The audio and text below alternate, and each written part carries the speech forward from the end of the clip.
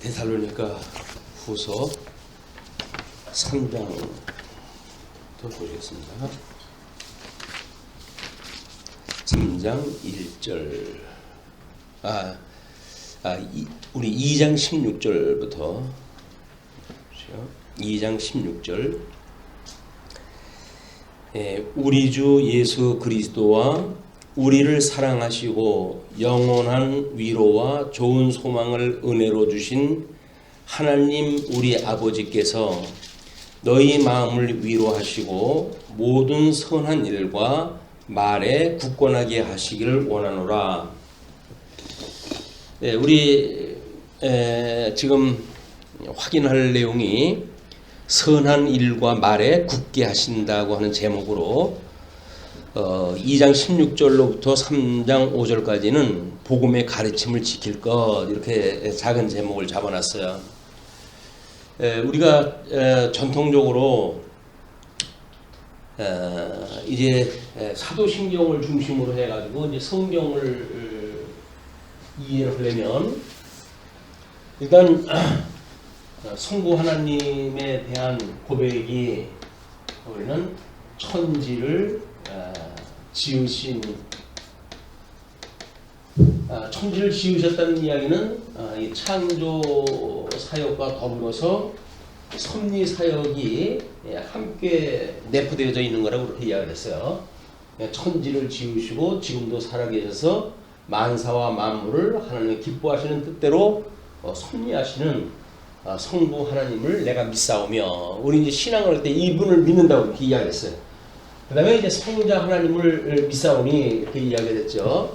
그래서 우리 성령으로 인해 가지고 우리 동정녀 마리아에게 나시고 출생을 딱 하시고 그래서 그 다음에 본디오 빌라도에게 이제 우리 이방인에게 고난을 당한다고 했던 그에게 언약대로 해가지고 본디오 빌라도에게 고난을 받으사 십자가에 못 박아 죽으시고 그 다음에 음부에 내려가사 음부까지 내려가셨다가 사흘 만에 부활해서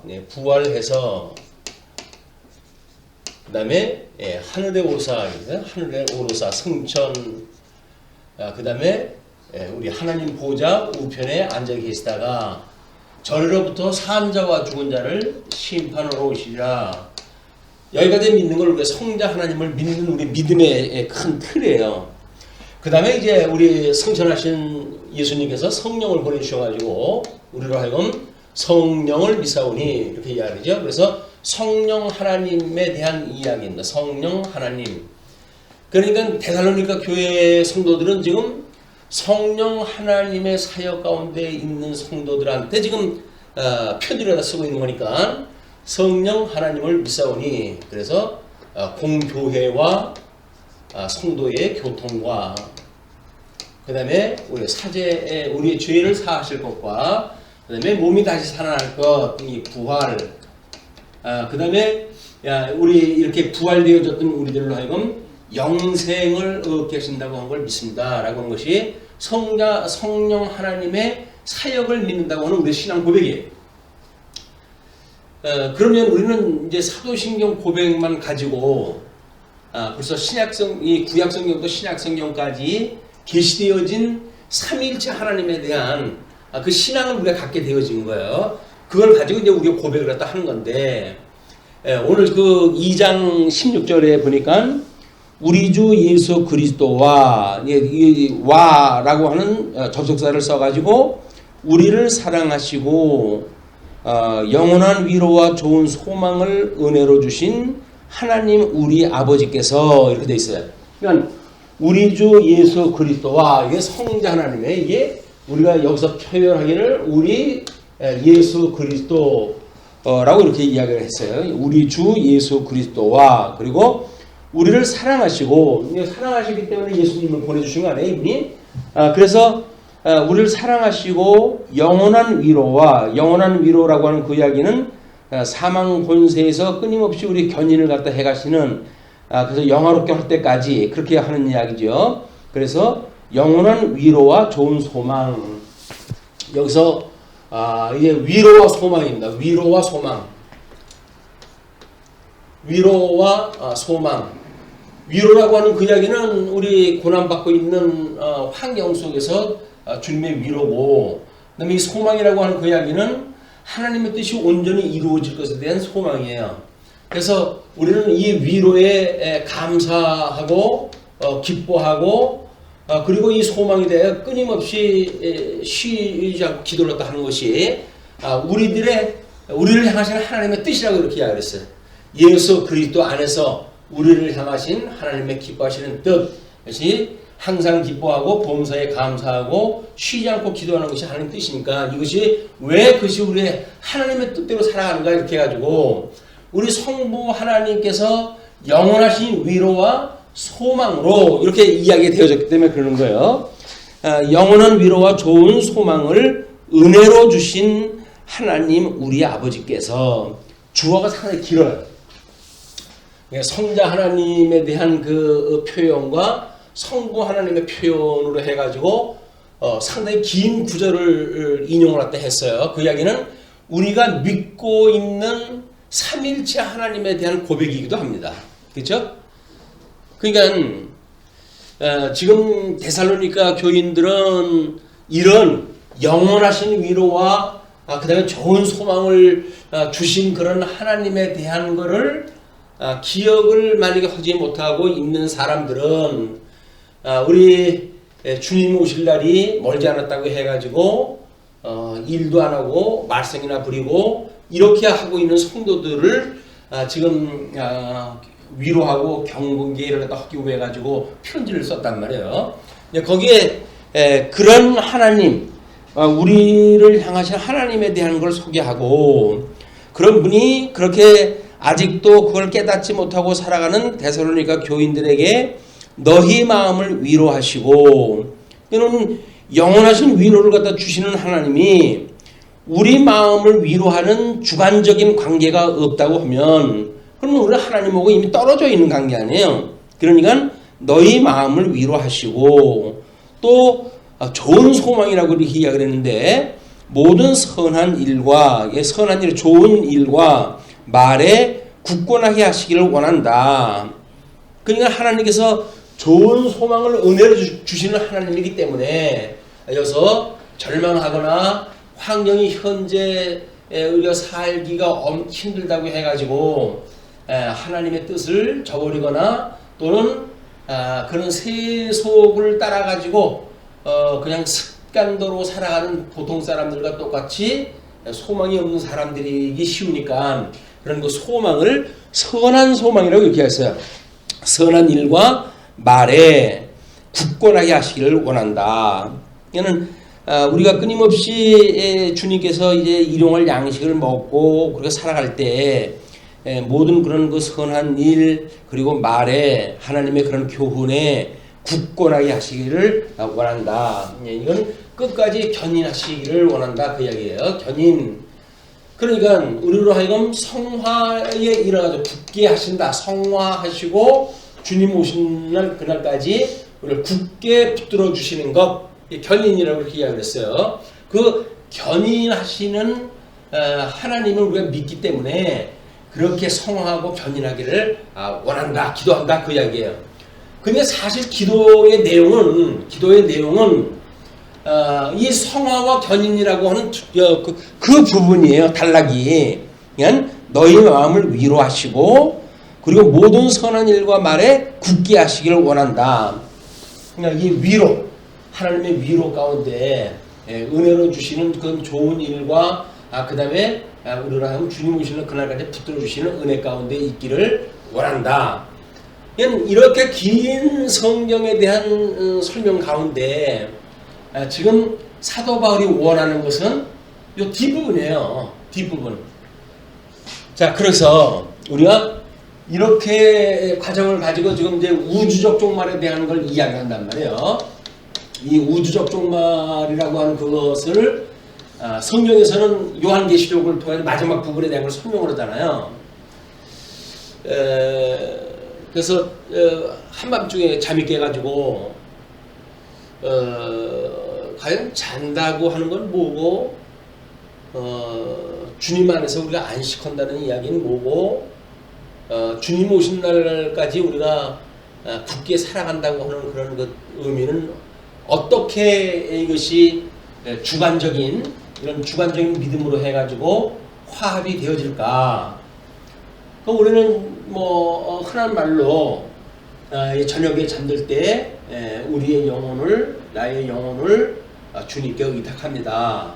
그러니까 그 영혼을 우리 주님께서 지켜주세요. 라고 하는 기도를 갖다 하고 우리가 잠자리에 들었습니다 그랬어요. 크게는 그렇게 기도도 한다고 그러는데, 그러면 우주적 종말은 아직도 멀었다고 생각하고 사실은 잠자리에 들었은 거 아니에요? 그러면서도 우리 오늘 저녁 나의 영혼을 주께 의탁한다고 말은 그렇게 고백을 했다 했어요.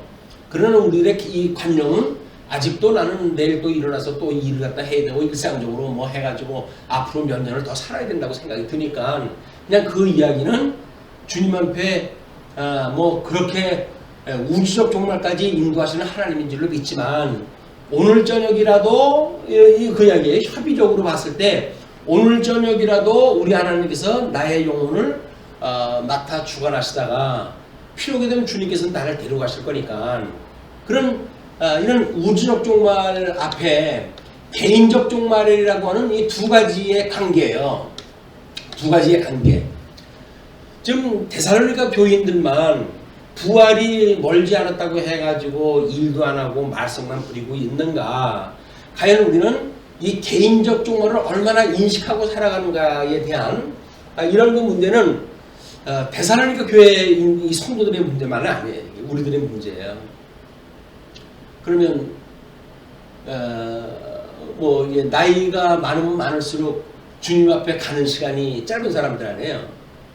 그러면 과연 그 주님 앞에 가는 것, 우리 이 영원한 위로와 좋은 소망을 은혜로 주시는 그 하나님이 영원하신 분이고, 그렇다고 한다면 여기서 성화와 견인이 다 끝나게 되면 이분하고 우리가 함께 있는 거예요. 영원한 나라에. 그럼 소망 중에 우리가 이걸 정말 바라보고 있는가에 대한 이야기는, 우리가 믿음에 대한 이야기, 이 사도신경은 뭐 우리 성부 하나님을 믿사오며 성령 하나님을 믿사오며 성령 하나님을 믿사오니 뭐 이렇게 해가지고 고백을 한단 말이야. 삼위일체 하나님을 고백을 하는데, 실질적으로 우리 삶을 섭리하시는 그 하나님과의 만남, 그 만남이 이제 우리는 이거 종말, 개인적인 종말을 이루어가지고 하나님 품에 안길 때, 그때를, 이건 역사적인 성취 사건이에요. 그러나 우리가 예수님을 믿고 믿음으로 살아간다고 하는 그 이야기는 믿음의 공간 속에서 일어나는 역사란 말이에요. 믿음의 역사예요. 그 믿음의 역사는 이렇게 우주적 종말을 다 이루시는 삼위일체 하나님의 그런 엄청난 영광을 개인적으로 우리가 함께 한다고 하는 걸 믿는 믿음 가운데 살아가는데, 과연 우리가 죽음을 어떻게 이해해야 될까? 우리 죽음이라는 이야기는 주님하고 만나는 시간 안에 육신의 장막을 벗어버리고 주님 품에 안기는 시간이란 말이야. 그 안기는 순간이라고 한다면, 이거는 우리가 대단히 소망 중에 가져야 될 일이거든요. 근데 예수를 믿는다고 하는 모든 성도들이 정말 이 개인적 종말을 사모하고 살아갈까? 이 역사적인 사건을 무시하고 믿음으로만 주님께서 나와 함께 하시는 걸 믿습니다 라고 하는 그것하고는 믿음의 의미가 달라요. 베란다 한밤중에 잠 깨가지고 이제 그런 그 묵상을 하면서 지금 여기서 내가 이 잠자리에서 눈을 떴지만, 잠자리에서 눈을 뜬 것이 아니라 마지막에 우주 종말은 예수님이 이제 천사장의 나팔 소리와 함께 오실 터인데, 그때는 우리들이 이 부활을 믿는 성도들은 다 잠이 깨가지고 오실 예수님을 맞이한단 말이에요. 그러면 그때는 예수님이 나팔 소리와 함께 오신다고 하는 것이 우리들한테 감지가 되어지니까, 우리의 이제 부활되어진 몸으로 해서 예수님을 맞이하러 올라가는 거 아니에요? 그걸 우리가 이제 부활 신앙이라고 그렇게 이야기하는데, 그럼 부활을 믿는 성도들이 우리 예수님이 나팔 소리와 함께 오신다고 했을 때 우리는 뭐 쌍소를 들고 가서 이문품에 안길 거 아닙니까? 그리고 이제 그분하고 함께 와가지고 천년왕국을 살 거예요. 그러면 이 부활을 할 때 예수님이 재림을 갖다 할 때 우리 전으로부터 우리를 심판하러 오시리라 라고 하는 그런 그 사건과 개인적인 성령 안에서 살아가는 성도들이 우리 성도들이 교통해 가면서 죄를 용서함을 하나님 앞에서 그걸 믿으면서 부활을 믿는 성도라고 한다면 이 부활과 심판주로 오시는 예수님의 재림하고는 시간적으로 약간 차이가 있어요. 그러나 우리가 고백을 할 때 믿음의 역사를 통해서 고백을 한다고 하면 우리는 잠을 깨가지고 예수님을 생각을 하는 것, 이걸 우리가 믿음의 역사라고 이렇게 이야기를 할 수 있죠. 믿음 가운데서 우리가 그런 그 묵상을 하고 그러니까. 그런데 정말 주님께서 오늘 저녁에 나의 생명을 걷어가셨다 라고 하게 되면 우리가 바로 예수님 앞에 가는 거 아니에요. 우리 육신의 장막을 벗었으니까 우리가 예수님 앞에 가는 거란 말이에요. 그러면 믿음으로 사는 이 상태가 과연 개인적인 종말을 믿는 그 믿음으로 살기 때문에 좋은 소망으로 우리가 여기고 있는가, 부활을 좋은 소망으로 부활을 여기는가, 아니면 뭐 언젠가는 부활할 거니까 그렇게 따졌을 때 소망으로 보는가, 이것이 그 문제이지. 그럼 만약에 이것이 좋은 부활이라고 생각이 들어서 오늘 저녁에라도 주님께서 나의 생명을 거둔다고 한다면 좋은 소망 가운데 우리가 기도하고 사는 사람들 아닙니까?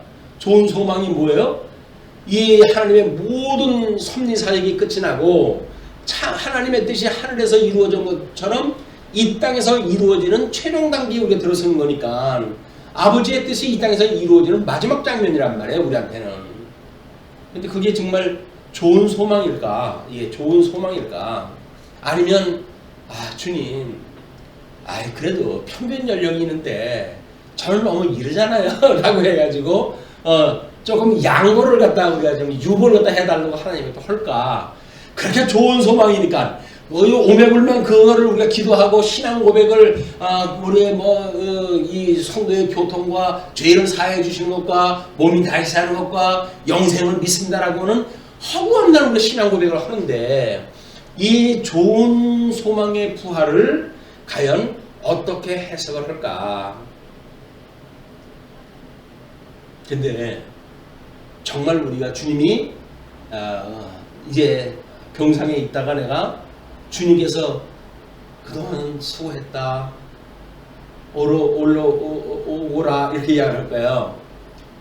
예수님이 오실 때 내가 부활을 갖다 해가지고 갈 때는 이 역사적인 역사적 종말은 이제 부활을 돼가지고 올라가는 걸로 우리가 공부가 되어져 있지만, 병상에 누웠다가 이제 주님 앞에 간다, 아니면 잠자다가 주님 앞에 간다 라고 할 적에는 주님께서 무슨 음성을 들려주시겠죠. 이제 우리가 뭐 그런 감지를 갖다 하고 주님 내 영혼을 부탁합니다 라고 올라갈 거 아니겠어요. 우리가 뭐 잠들 때 이미 그 기도를 했어요.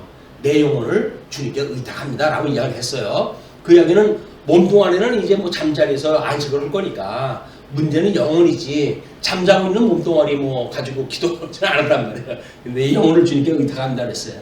그러면 의탁한 대로 우리가 그 믿음을 가지고 있다고 한다면 주님을 맞이했을 때 우리들의 그 감정이 이 부활의 감정, 이건 부활이라고 하는 건 무지무지하게 중요한 그런 그 성도의 마지막 기쁨의 순간 아닙니까? 그 기쁨의 순간을 맞이할까? 이거에 대한 묵상이 우리한테 필요하다라는 생각이 들었어요. 지금 데살로니가 교인들한테는 너희들이 지금 이런 하나님이시니까 너희들이 굳게 하신 것, 좋은 그런 그 소망을 가지고 굳게 하시기를 내가 원한다 라고 이야기를 했으니까, 이런 믿음을 가지고 살아간다고 하더라도 이분들은 이런 주님과의 만남에 대한 걸 기대하고 살아간다고 하면 뭐 이 부활의 날짜가 언젠가는 중요하지 않죠. 자기가 지금 일하느냐 안 하느냐에 대한 문제는 오늘 현장에서의 문제란 말이에요. 현장에서 우리가 주님 오실 날이 멀지 않은데 뭐 굳이 내가 이렇게 해야 되겠어? 라는 이야기가 있다고 한다면 이미 우리는 나태에 빠진 거죠. 그런데 물론 뭐 거기서 예수님을 믿는 믿음 안에 우리가 굳건히 있다는 이야기는 이제 어떻게 하는 것이 하나님의 일입니까? 우리가 어떻게 사는 것이 하나님의 일을 하는 겁니까? 라고 이야기했을 때 내가 보낸 자 예수 그리스도를 믿는 것이 곧 나의 일을 하는 거야 라고 그랬잖아요. 그럼 성도는 영적으로 이미 중생이 되어져서 예수님으로 말미암아 중생이 되어져서 이런 객관적인 예수 그리스도의 사역을 성령의 감동을 받아가지고 우리가 중생이 되어져가지고 교회의 이름이 되어졌고 그리고 원수까지도 사랑하는 성도의 사랑의 관계를 가지고 살아가면서 끊임없이 우리가 우리에게 죄인자를 사해 준 것처럼 우리 죄를 사해 주세요. 그리고 우리를 시험에 들게 하지 마시고 악에서 구해 주세요. 라고 하는 걸 가지고 우리들의 이 견인의 믿음의 생활을 해왔단 말이에요. 이 견인의 믿음 생활을 그렇게 해온 거예요. 그러다가 이제 오늘 저녁 자는데 주님께서 이제 올라오라라고 해가지고 제가 간다고 했을 때 그 기쁨이 즐거움 중에 갈 것인가 아니면 안 돼 하고 우리가 아우성 치고 겁을 할까 할 것인가. 이게 우리 믿음의 이 부활을 믿는 우리들의 부활신앙이 얼마나 그 부활신앙을 믿는가에 따라서 반응이 일어날 거예요. 반응이 일어나요. 그런데 데살로니가 교인들은 부활에 대한 소망이 형식적으로 신앙 고백적으로는 있었는지 몰라요. 왜냐면 예수님이 부활의 첫 열매가 됐고 그리고 그 첫 열매를 따라서 그걸 부활한다고 그랬으니까 부활이라고 하는 걸 그 사람이 모르지는 않을 거예요. 근데 부활을 아는 사람들의 신앙생활이 왜 사도 바울이 경계를 해야 할 만큼의 문제가 있었는가 라고 하는 그런 그 이야기는 비록 데살로니가 교회 교인들의 문제가 아니라 오늘을 살아가고 있는 우리들의 문제이다 하다 이게. 그럼 이제 오늘 우리들의 문제 지금 뭐 우리 소수 모여가지고 이 말씀을 공부하고 있지만 우리들의 문제라고요. 과연 이 경계가 앞으로 이제 우리들의 그 풀어나가는 그런 문제에서 이제 확장되어지고 그리고 또 심층적으로 뭐 우리가 이렇게 자다가 주님께서 올라오라고 그랬을 때 주님을 맞이하는 그것이 곧 우리가 역사적 종말로 예수님에게 맞이하는 그런 장면과 똑같은 거라고 믿어지는 그런 훈련이 감각적인 훈련이 필요하다. 그것이 지금 데살로니가 교인들한테 사도 바울이 주는 교훈이에요. 자, 그 교훈이 오늘날 우리들한테 그 교훈이 되어져서 그 교훈에 따라 가지고 여기서 데살로니가 교인들은 그렇지 않아서 책망받은 것도 있잖아요. 우리 책망받아야 되겠죠. 그리고 그 교훈과 책망과 바르게 함과 의로 교육하기에 유익한 하나님의 말씀으로 오늘 우리가 이거를 일용할 양식을 삼게 되어지는 것, 이것이 우리 부활에 대한 우리들의 생각 세계 또는 믿음의 세계 또는 사실적 우리의 이 믿음에 대한 확신 가운데 살아가는 성도들의 삶의 반응으로 이해가 된다고 보여집니다. 자, 그렇게 했을 때 지금 복음의 가르침이에요. 이게 복음의 가르침. 그리고 선한 일과 말에 굳게 하신다고 하는 하나님의 그 역사와 또 우리는 그런 가운데 그런 말씀을 받고 살아가는 우리들로서는 복음의 가르침을 지키게 되어지는 것. 그걸 믿음을 지킨다는 것이 믿음 아니에요. 이게. 그걸 지킨다고 하는 건 믿음이란 말이에요. 그냥 하나님이 이런 그 분이라고 하는 것을 성경에서 우리한테 교훈을 갖다 했을 때 우리들이 그 교훈을 지키게 되어지는 걸 믿음이라고 그렇게 이해합니다. 믿음이라고 하는 건 믿음의 열매가 없을 수가 없어요. 관념적으로 뭐 역사적 종말과 개인적인 종말 가지고 이렇게 논하는 그런 객관적인 어떤 진리 체계의 문제가 아니라 거기에서 우리 삶이 직접적으로 주관적으로 어떻게 적용이 되어지는가의 문제다. 그래서 오늘 저녁이라도 우리가 이 잠자리에 들 때, 또는 뭐 흔한 걸로 교통 생활을 할 적에도 마찬가지 아니에요? 뭐 교통사고 나는 사람들만의 일은 아니잖아 이게. 그렇다고 한다면 우리가 늘 그걸 기도 중에 이걸 가지고 있는 거죠. 그걸 믿음에 살아가고 있는 거니까 지금이라도 주님께서 우리를 오게 하시는 어떤 역사가 있었는지 모르겠지만 뭐 지진이 날 수도 있고 뭐 대화재가 날 수도 있고 뭐 별별 일이 다 일어날 수가 있는 거니까 그럴지라도 믿음 속에 살아가는 우리들은 이 부활이라고 하는 그런 소망을 가지고 주님을 맞이할 준비, 그런 것 때문에 하시라도 이제 주님이 오시라고 그러면 저는 툭툭 털고 갈 수 있어요 라고 할 만큼 나를 비워내는 일들, 나를 부인하는 일에 이제 부인하는 일, 예수 그리스도를 믿는다는 이야기는 결국 내 안에 그리스도가 살고 있다는 걸 믿는 거니까.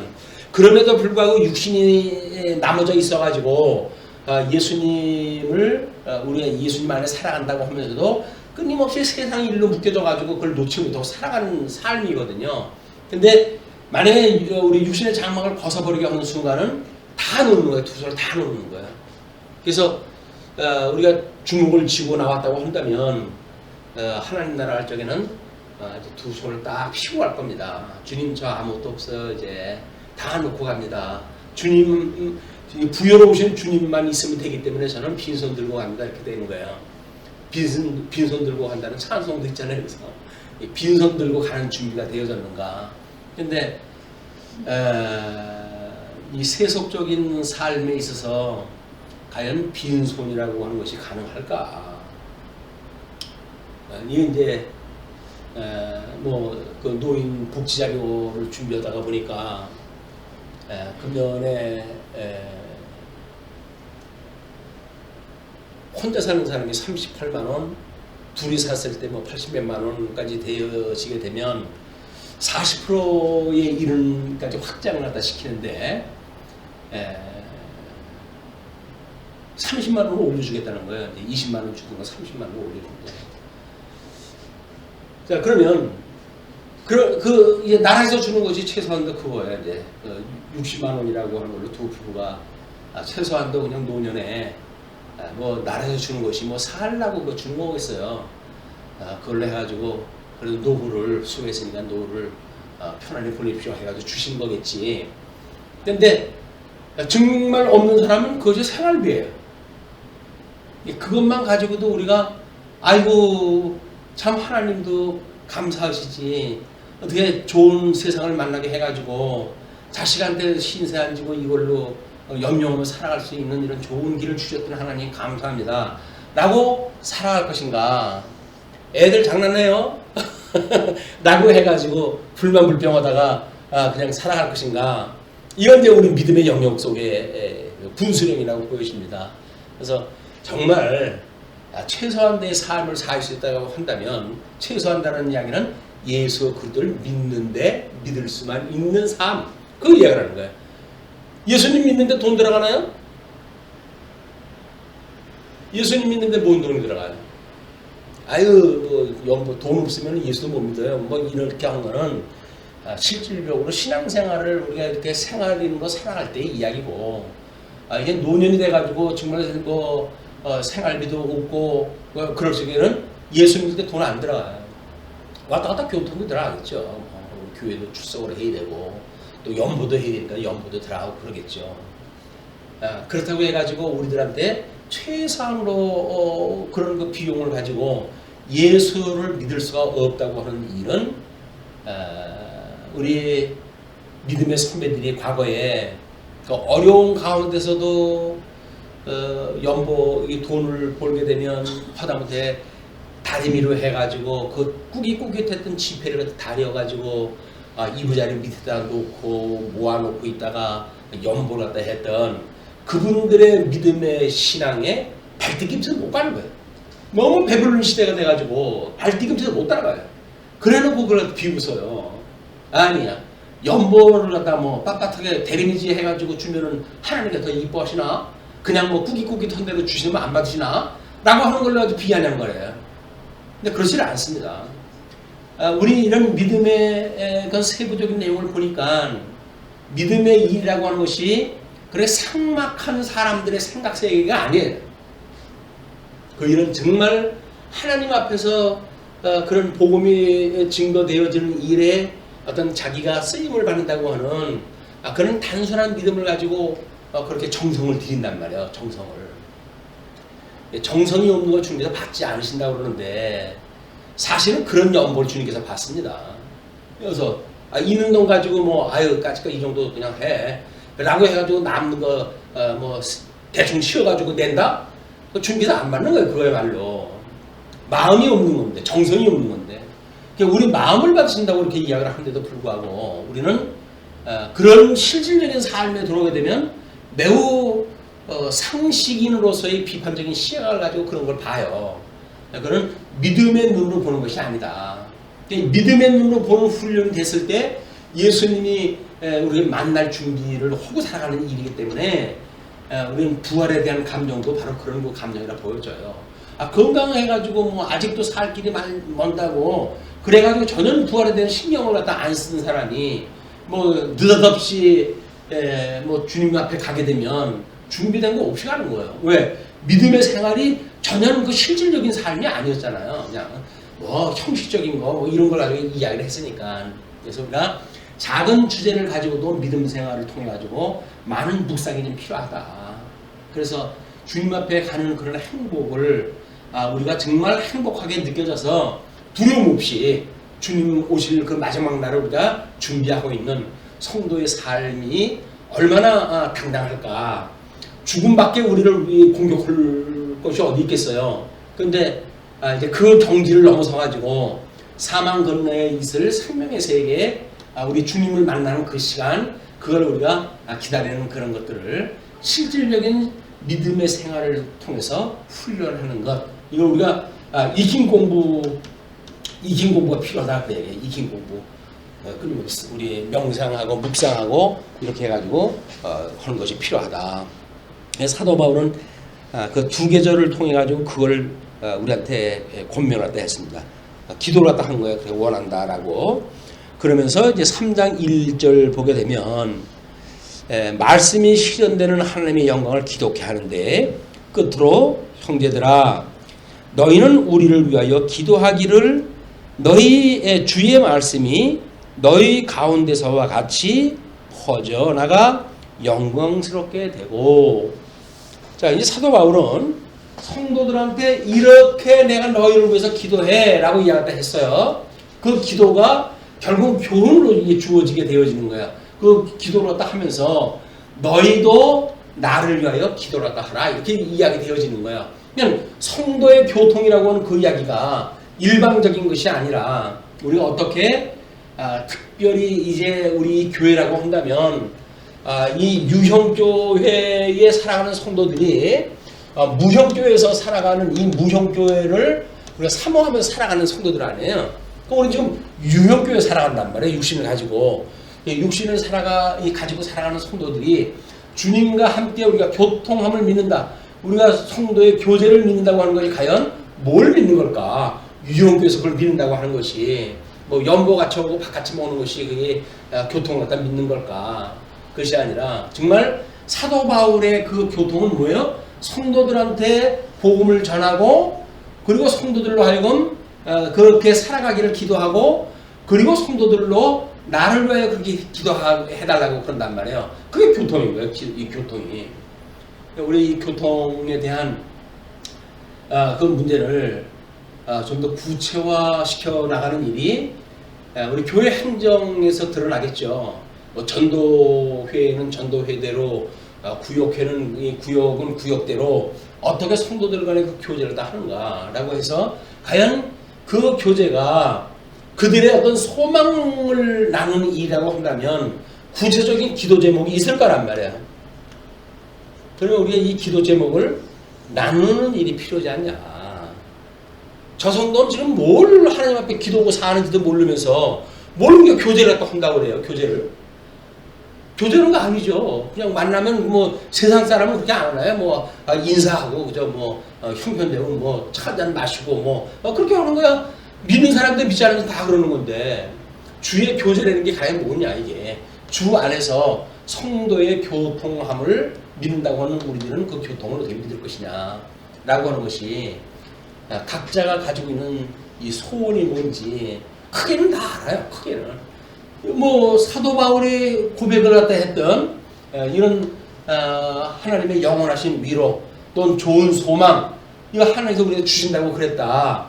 이걸 믿고 있는 건 우리들은 이런 큰 덩어리는 알지만 개인적인 걸로 왔을 때 과연 그 사람이 가지고 있는 기도의 제목은 무엇인가 라고 하는 것을 파악을 할 필요가 있다.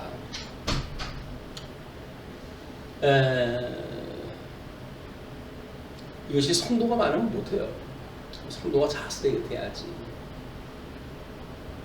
그러니까 과연 기도라고 하는 것이 상대방의 그 기도 제목을 갖다 알아서 내가 기도를 갖다 하는 것, 그 사람을 위한 기도예요. 그 사람을 위한 기도. 근데 내가 하고 싶은 기도를 갖다가 그 사람한테만 준다는 이야기는 그건 이 성도가 원하는 기도가 아닌 거예요. 이 기도는 되죠. 이거. 사도 바울이 기도했던 거 이런 큰 의미로서의 그런 그 교훈적인 기도는 되지만 그것이 각자한테 내 기도에 대한 것하고 상관이 없는 기도를 갖다 나한테 해준다고 한다면 과연 교통이라고 하는 것이 과연 이게 이루어지고 있는 걸까?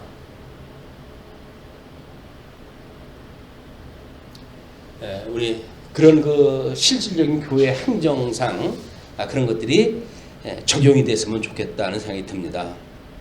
그래서 너희는 우리를 위하여 기도하기를 주의 말씀이 너희 가운데서와 같이 사도 바울이 복음을 증거했고 그렇게 해가지고 좀 그 역사하는 너희 가운데 그것이 역사하여서 점점 확장되어져 가고 그리고 영광스럽게 되고 영광스럽다는 이야기는 하나님의 영화로운 광채가 드러나는 그런 상태가 되어지고 그 이야기예요. 그러니까 또한 우리를 부당하고 악한 사람들에게서 건지시옵소서 하라.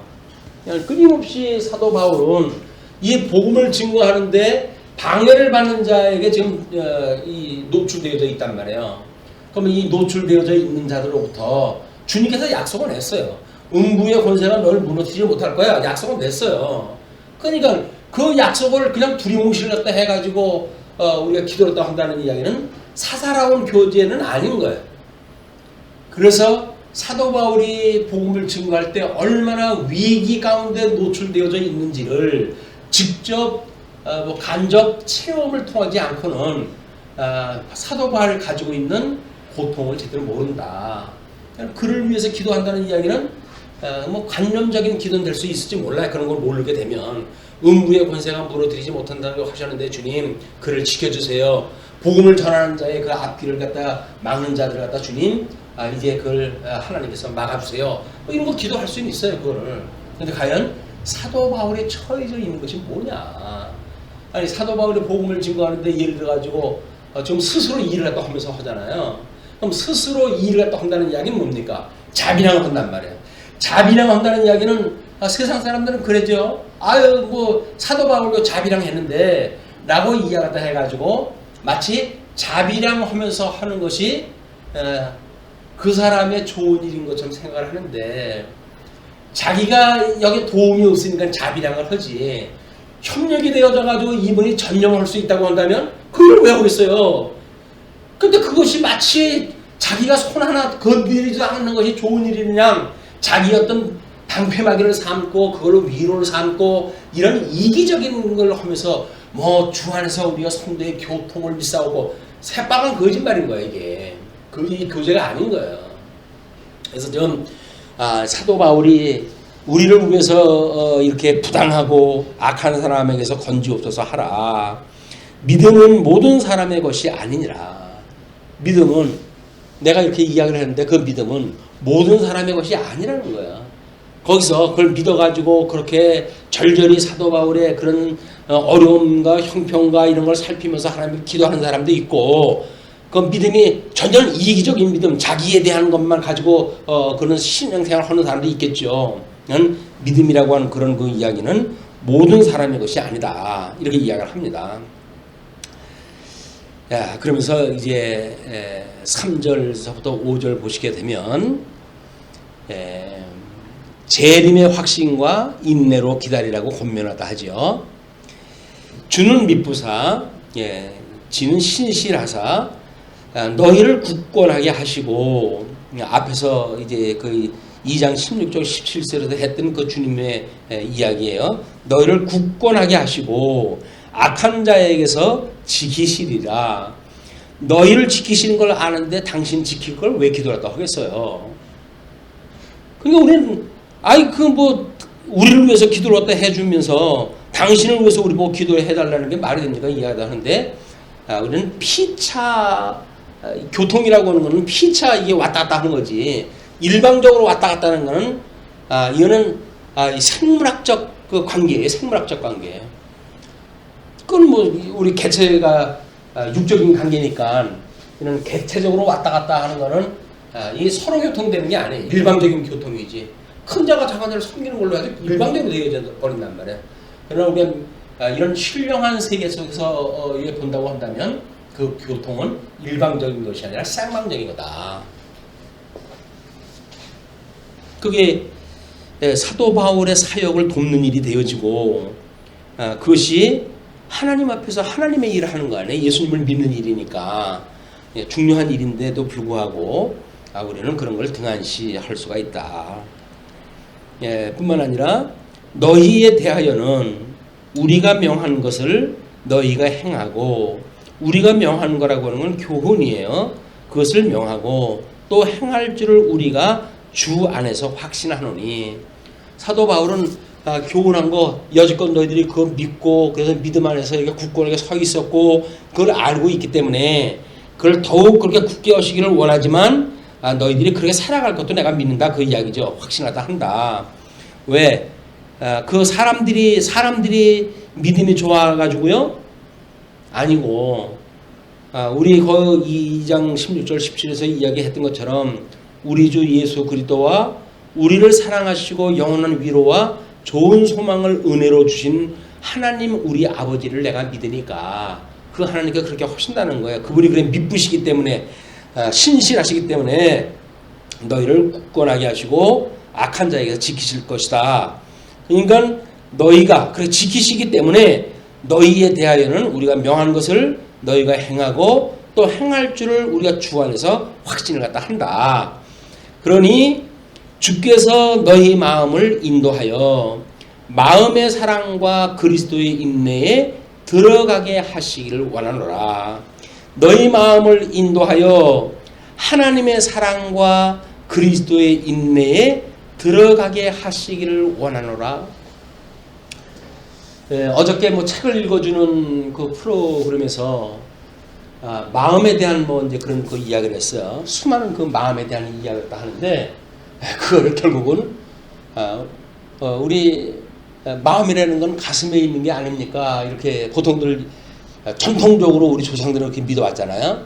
근데 과학이 발달을 해가지고 그거는 이 뇌라고 하는 데서 운동되어지는 모든 거에 대한 영향이지, 마음이라고 하는 것이 우리 가슴에 있는 게 아니다. 근데 왜 우리는 가슴이 아프다고 그러냐?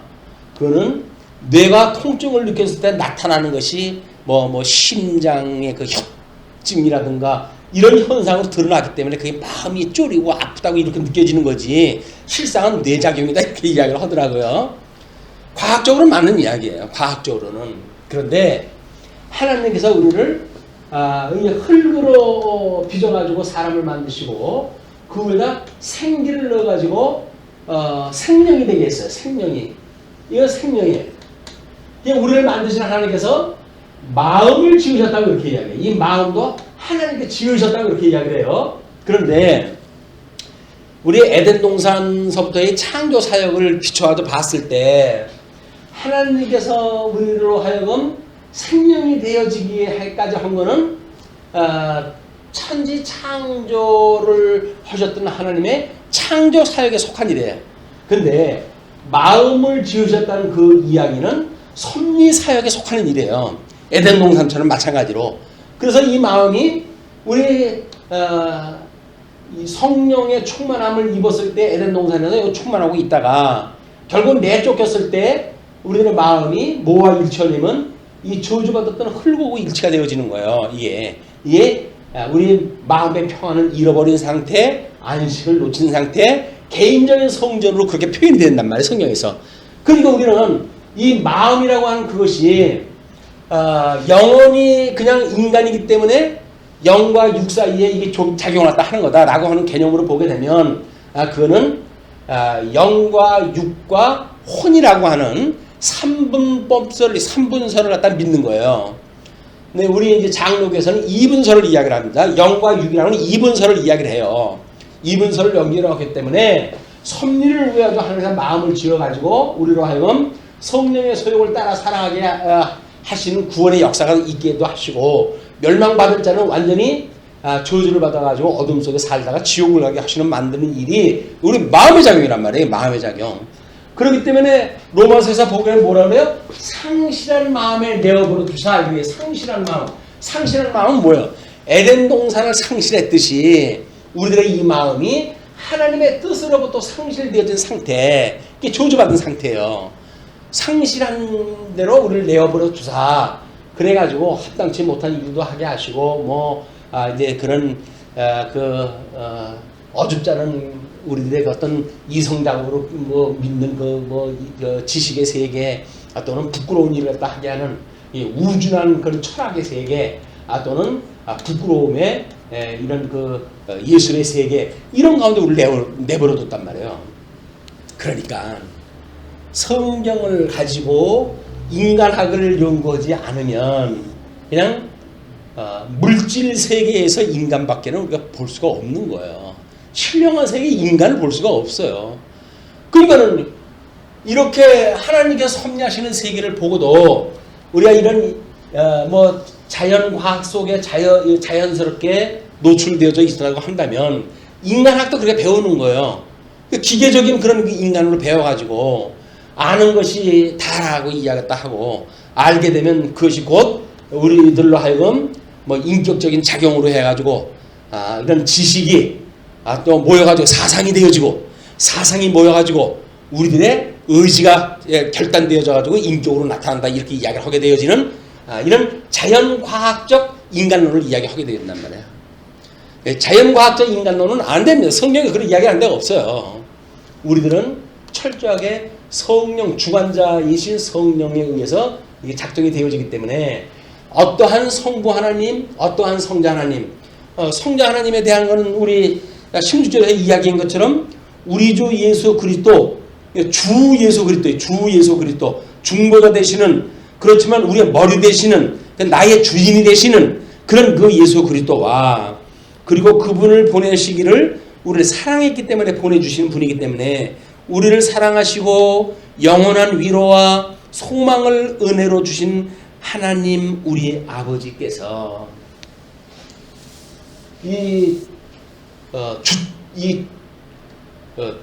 주어가 무엇인지를 우리가 분명히 봐야 돼요. 주어. 주체라고 해서 주체. 그것이 술부에 해당되어지는 그것이 이제 17절에서 이야기를 한 거예요. 너희 마음을 위로하시고 모든 선한 일과 말에 굳건하게 하시기를 원한다. 우리가 이런 성경에서 말하고 있는 인간론적 이런 데에 접근하다 해가지고 이 마음이 우리가 성령의 소욕을 따라 살기를 늘 구한다고 한다면 성령의 소욕을 따라 가지고 마음이 움직이겠죠. 그러나 육신의 소욕을 따라 가지고 산다고 한다면 이 마음도 육신의 소욕을 따라서 움직일 수밖에 없기 때문에 여기서 저주 가운데 살아가는 그런 그 인생들의 일을 그대로 하면서 살아간다. 끊임없이 성령의 소욕을 따라 살아가기를 우리가 기도를 갖다 해야 되는 거예요. 그렇지? 그것이 성령의 열매고 사랑과 희락과 화평, 자비, 양선, 온유, 절제, 충성라고 하는 9개의 성령의 열매를 우리가 갖게 되어지는 거기 때문에 끊임없이 우리가 기도하면 영적으로 기도할 때 그 성령의 소욕을 위해서 기도를 갖다 해야 돼요. 근데 맨날 먹을 거, 입을 거, 세상 것만 달라고 그러니까 실명한 세계 속에서 살아간다고 하는 성도인데도 불구하고 왜 육신의 것만 맨날 달라고 그러냐. 만약에 우리가 지금 전쟁이 일어났어요. 아니면 내 원수가 지금 내 목전에 나타났어요. 그러면 하나님께서 우리가 사랑의 열매를 맺게 하게 되면 원수를 사랑할까요? 미워할까요? 사랑하겠죠. 그러면 희락, 우리한테 매우 지금 슬픈 상태가 벌어졌어요. 근데 성령의 소욕을 해가지고 하나님께서 희락이라고 하는 성령의 열매를 맺게 한다고 하면 그 슬픔 앞에 우리가 좌절할까요? 아니면 이 기쁨으로 우리가 그걸 승화시킬 수가 있을까요? 달라지는 거예요. 환경이 문제가 아니라 우리한테 믿게 되어지는 하나님께서 움직이게 되는 우리 믿음의 상태의 문제다. 성령과 우리 사랑과 희락과 화평, 전쟁 중에 전쟁이 일어났어요. 근데 그 전쟁 중에 내가 적군을 죽이지 않으면 적군이 날 죽인다. 이런 상태가 샜어요. 근데 우리는 성령의 소욕을 구하면 어떻게 될까요? 화평의 마음을 주실 거예요. 그래서 어떤 그 독일군하고 전쟁이 벌어졌을 때 그 프랑스 군인들이 비행기가 추락하는 바람에 거기서 낙하산을 타고 외지에 떨어졌는데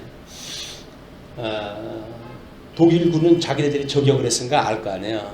그래서 독일군을 풀어가지고 이제 그걸 찾으려고 이동되어졌고 그 군인들은 피해가지고 이제 그 골짜기 오다가 배가 하도 고프니까 오두막집이 있는데 그 집에 문을 두들겼대요. 그 사람들 좀 전쟁 중에 피해가지고 있는 이제 제 작은 아들하고 이제 어머니밖에 없는 그런 그 집안인데 아마 아버지도 큰형도 전부 전쟁터에 가 있는지도 모르는 상태인데 근데 만약 숨겨주거나 그러면 죽는 상태예요. 그런데 크리스마스 이브래요. 그날이 마침. 자, 신실한 성도였어요. 엄마가. 아들이 문을 열더니 깜짝 놀라가지고 문을 도로 닫으면서 엄마한테 큰일 났다고. 독일 군인들이 우리 그 군인들이 왔다고. 그랬더니 엄마가 하나님 앞에 잠깐 기도하더니 들어오라고 그래라. 그거 독일 분들한테 걸리면 큰일 난다고. 다 죽는다고. 생명은 하나님 앞에 있지. 들어오라고. 들어왔대. 그냥 며칠 못 먹었으니 그 넉넉지 못한 자기네들 먹거리를 가지고 주었대요. 허겁지겁 먹었을 거 아니겠습니까? 먹고 피곤하니까 쉬라고. 사실은 그 뭐 먹는 그런 사람들도 언제 독일 군인데 신고해야 된다, 잡아가게 하는 거 아닌가 해야 노심초사할 수도 있었겠죠. 그럼 뭐 그런 거 따질 경우가 아니에요. 이제 먹고 피곤하니까 잠이 빠졌는데 마침 그때 노크 소리가 들린 거예요. 아이고 옳게 왔구나. 병사들은 지금 아주 고라 떨어졌고 그래가지고 문을 열어 줄 알았어요. 문을 열어줬어요. 조사할 거 아니겠어요? 2명이 왔대. 2명이 총을 들고. 근데 고라 떨어져 있는 적군을 다 본 거예요. 그랬더니 당신들 이렇게 하면은 이거 큰일 나는 줄 알고 이런 거냐 라고 해가지고 그러니까 오늘은 주님이 오신 날이다. 성탄 크리스마스 전날인데 이 땅에서는 기뻐하심을 입은 자들에게 평화를 입어야 될 시간인데 적군이라고 해가지고 우리가 대적하고 죽이고 그럴 수 없지 않냐 라고 이야기를 했더니 그 사람들이 감동을 갖다 해가지고 그래가지고 거기서 같이 크리스마스 전야를 갖다 보냈대요. 그 사람들 일어나고 그래가지고는 아침이 되는데 독일군이 이제 가야 될 거 아니에요. 가야 되는데 두 사람한테 우리들이 그렇게 할 일은 아니지만 당신 잘 챙겨가지고 가도록 해라 라고 해가지고 떠났다는 거예요. 그래가지고 그런 것이 이제 그 이야기로 해가지고 소개가 되어졌어요. 자, 전쟁 중에 서로 죽일 수밖에 없는 그런 상황 속에 만약에 하나님 앞에 우리가 기도를 했다 해가지고 우리 화평의 하나님 이 화평을 우리가 구했다고 하십시다. 그러면 화평을 주시는 하나님께서 무슨 살인사고가 일어나게 했을까? 아닐 거 아니에요. 우리가 그걸 믿고 만약에 그걸 화평의 그런 은혜를 갖다 구했다고 한다면 자기 목숨 걸고 한 겁니다. 이거 자기 목숨 걸고 그 사람들에게 밥을 주고 문을 열어주고 그랬던 거거든요. 근데 이것이 환경은 전혀 상관없는 이런 성령의 역사로 이게 되어진다. 우리는 이 피조되어진 세계, 이런 어떤 뇌과학을 연구하는 이 사람들의 사고를 가지고 상황을 똑같이 보는 거예요. 믿는다고 하면서 그 상황을 그대로 보고 있다. 우리가 정말 이렇게 하나님이 만들어 놓은 인간학적인 입장에서 봤을 적에 우리들의 마음이 평강을 만약에 구한다고 한다면 하나님께서 우리들로 하여금 이 위기를 지나가게 해줄 수가 있는 거죠. 만약에 위기를 지나갈 수 없게 한들 이 사람이 그걸 후회하고 거기서 하나님을 원망할까요? 그렇지 않을 거예요. 평강을 구했기 때문에 죽는 한이 있어도 그 평강을 놓치지 않겠죠. 평강의 주님 붙들고 있을 거예요. 그래서 내가 살겠다고 그 사람을 죽이면 어떡하겠냐. 내가 죽는 것이 낫지. 라고 하는 믿음을 가졌다고 한다면 주님께서 피할 길을 갖다 주신 거예요. 그래가지고. 우리들이 이런 성경에서 말하고 있는 인간론적인 그런 그 입장을 제대로 모르게 되면 자연과학적인 이런 그 인간론을 가지고 세상을 논해야 되고 철학을 논해야 되니까 이 세상이 엉망진창으로 돌아갈 수밖에 없는 세상이 돼버리고 마는 거다.